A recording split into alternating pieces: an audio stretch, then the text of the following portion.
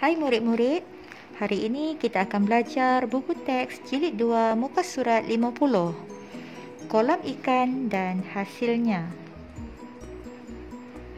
Standard pembelajaran 2.2.1 membaca, memahami dan mengenal pasti isi tersurat dan isi tersirat. Aktiviti mengenal pasti isi tersurat dan isi tersirat. Apakah isi tersurat dan apakah isi tersirat? Isi tersurat ialah isi atau maklumat yang telah ditulis atau dicatat dalam teks. Ini bermaksud isi tersurat telah pun dinyatakan di dalam teks ataupun telah pun ditulis di dalam teks.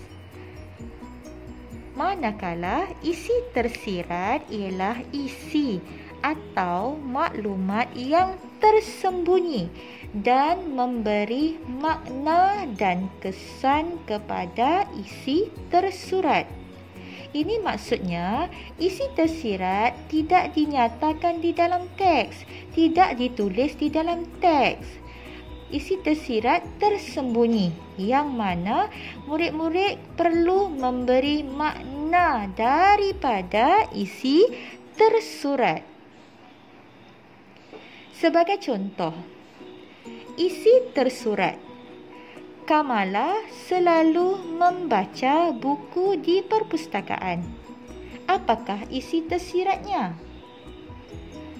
Daripada isi tersurat, Kamala selalu membaca buku di perpustakaan. Murid-murid perlu mencari makna bagi isi tersurat tersebut. Mengapa Kamala selalu membaca buku? Apa yang dapat jika membaca buku? Jadi, isi tersiratnya ialah dapat menambah ilmu pengetahuan. Itulah yang dimaksudkan isi tersurat dan isi tersirat. Baiklah murid-murid, mari kita lihat buku teks muka surat 50, kolam ikan dan hasilnya. Aidil dan bapanya berhasrat untuk menternak ikan talipia di dalam sangkar di sebatang sungai. Mereka mencari kawasan sungai yang agak dalam. Airnya bersih dan sentiasa mengalir. Selepas itu, bapanya membeli sangkar yang diperbuat daripada besi. Bapa Aidil meminta beberapa orang pekerjanya memasukkan sangkar itu ke dalam sungai. Aidil dan bapanya melepaskan benih ikan pada waktu pagi. Mereka melepaskan sebanyak 500 ekor benih ikan tilapia ke dalam sangkar. Pada setiap hari, Aidil membantu bapanya memberi ternakan ikannya makan pelet dan makanan lain yang telah diproses. Selepas beberapa bulan, ikan-ikan itu sudah boleh dipasarkan. Ikan-ikan itu dijual kepada peraih.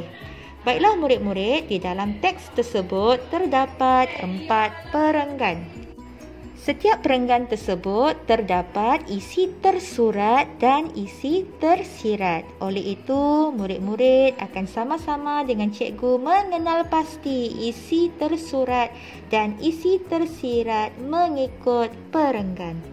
Perenggan pertama, apakah isi tersurat? Isi tersurat iaitu isi penting yang menerangkan perenggan tersebut. Isi tersurat bagi perenggan pertama ialah mereka mencari kawasan sungai yang agak dalam.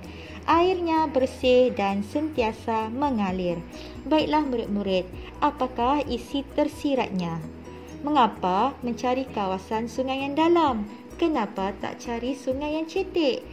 Mengapa perlu mencari sungai yang airnya bersih dan sentiasa mengalir? Apakah makna di sebalik isi tersurat itu murid-murid? Ya, isi tersiratnya ialah memastikan bekalan oksigen yang cukup dan mengeluarkan bahan buangan dari sangkar secara semula jadi. Seterusnya perenggan yang kedua. Apakah isi tersurat yang terdapat dalam perenggan kedua? Apakah perkara penting yang terdapat dalam perenggan kedua? Ya, membeli sangkar yang diperbuat daripada besi. Baiklah murid-murid, apa makna di sebalik isi tersurat tersebut?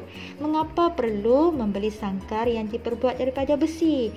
Mengapa tidak membeli sangkar yang diperbuat daripada plastik contohnya, daripada kayu contohnya? Apakah isi tersiratnya murid-murid? Ya, isi tersiratnya sangkar itu tahan lama. Sangkar yang diperbuat daripada besi lebih tahan lama berbanding sangkar yang diperbuat daripada plastik contohnya ataupun daripada kayu. Seterusnya murid-murid, perenggan yang ketiga. Apakah isi tersurat yang terdapat di dalam perenggan ketiga? Ya, jawapannya melepaskan benih ikan pada waktu pagi. Baiklah murid-murid, apakah makna di sebalik isi tersurat tersebut? Mengapa perlu melepaskan benih ikan pada waktu pagi? Mengapa tidak tengah hari? Mengapa tidak pada waktu malam? Ya, murid-murid, isi tersiratnya cuaca sejuk dan anak ikan tidak panas. Waktu pagi memang cuaca sangat sejuk. Baiklah murid-murid, perenggan 4 iaitu perenggan yang terakhir. Apakah isi tersurat yang terdapat dalam perenggan 4? Apakah isi penting yang menyatakan perenggan 4 tersebut? Ya, memberikan ternakan ikannya makan pelet dan makanan lain yang telah diproses. Apakah makna di sebalik isi tersurat tersebut murid-murid? Mengapa perlu memberi ternakan ikan makan pelet? Mengapa perlu memberi ikannya makan makanan lain? Ya, murid-murid, jawapannya ialah ikan akan cepat besar dan matang.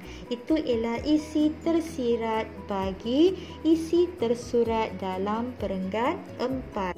Baiklah murid-murid, sampai di sini sahaja pembelajaran kita pada hari ini. Sekian, terima kasih dan jumpa lagi.